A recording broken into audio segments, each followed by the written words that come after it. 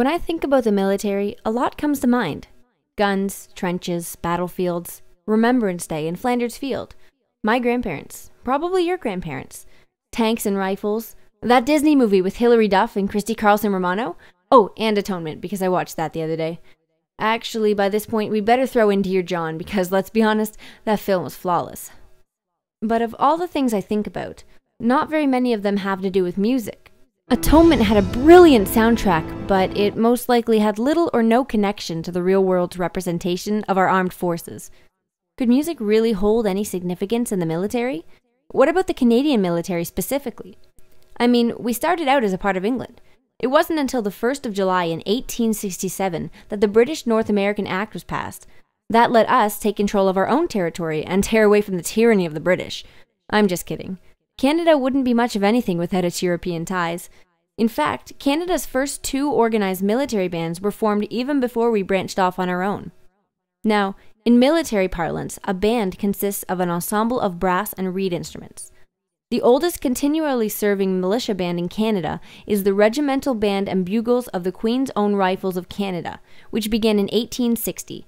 Its history is quite diverse, from performing at a ball given for the Prince of Wales during his visit to Toronto in 1862, through to park concerts, municipal engagements, exhibitions, sporting events, receptions, dinners, graduation ceremonies, parades, and tattoos, and they're still doing all this today. That's, math. 153 years of music. Pretty impressive if you ask me. Another prominent military band that's still kicking is the Band of the Royal Regiment of Canada, which was established in 1863. It evolved from a traditional British battalion, and although it's now completely Canadian, the regiment still wears the distinctive scarlet uniforms of the Guards on all ceremonial occasions, as was decreed by Queen Victoria way back when. See, Josh, we do like you. The regiment went through many battles, including both World Wars, and was posted in places like Iceland, England, France, and Germany. The band has now reverted to reserve status and is comprised of citizen soldiers from all walks of life, but it is nonetheless a crucial piece of Canada's military history. Okay, so that's all fine and dandy, but is that really all there is to military music in Canada? Of course not, silly. I'm assuming that most of you have heard of this instrument.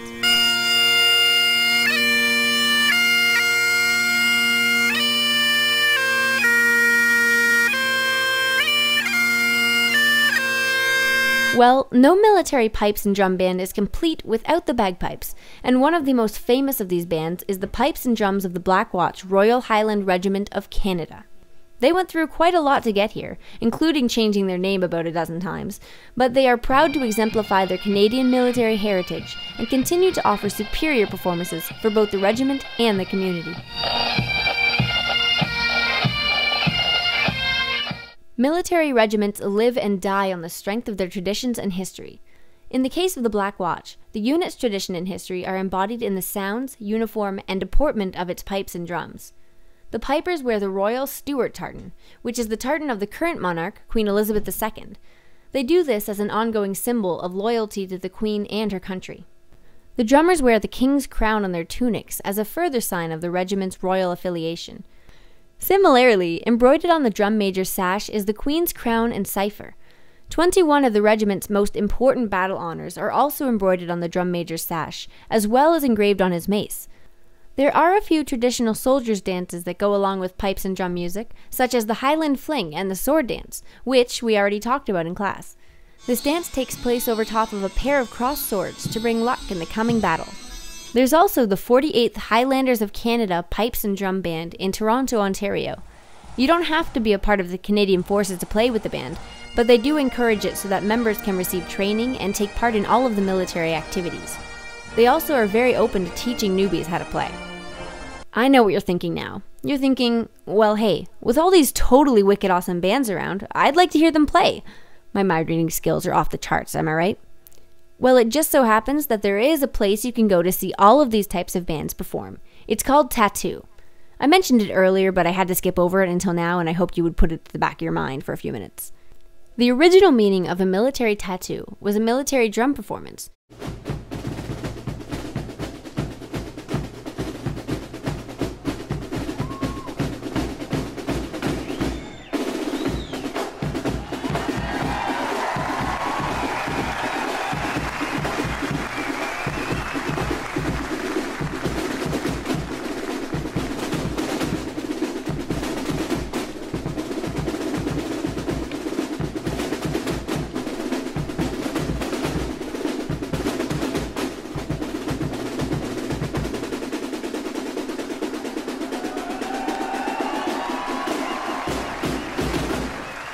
but it's branched out to be more than that over the past few hundred years.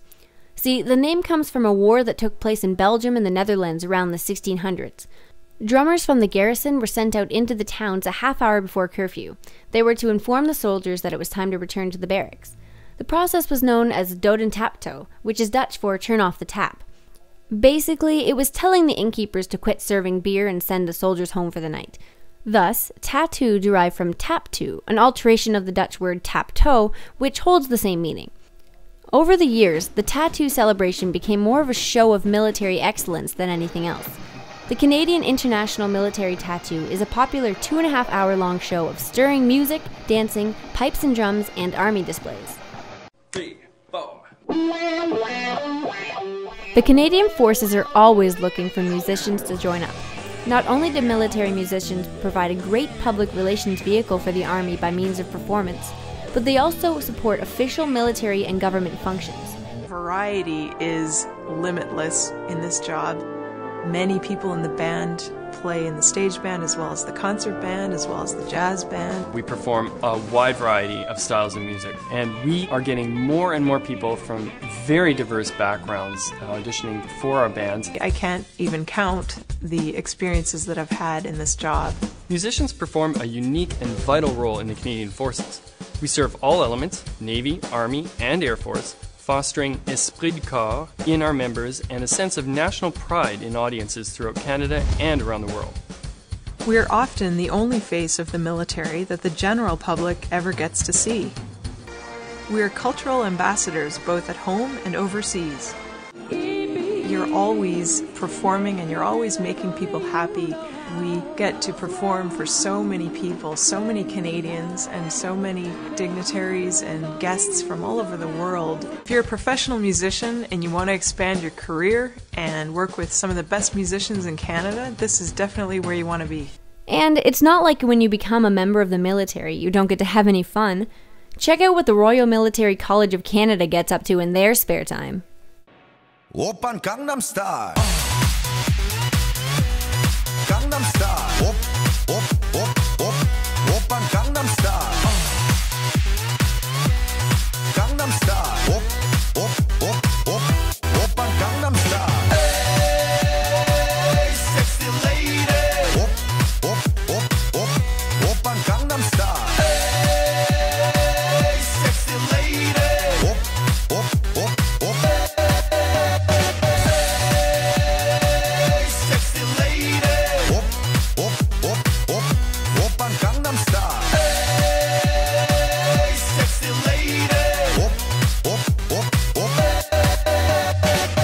Oppan Gangnam Style.